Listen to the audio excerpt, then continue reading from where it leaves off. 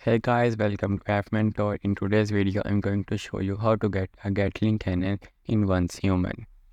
To unlock the Gatling Cannon, you have to navigate to the Mematics by pressing O on your keyboard and then going to the building menu. And if you scroll down here, and you will see close defense turret 1. If you unlock this, you will get the Gatling Cannon, and it costs 7 ciphers and 2000 energy links. It uses plasma rounds or biomissile that also unlocks here.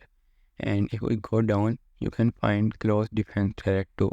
This is an enhanced version and it costs around 10 ciphers and 5000 energy links. And that's it for today's guide on how to get the Gatling Cannon in Once Human. If this video helped you in any way, please like that button, subscribe to our channel, and thanks for watching.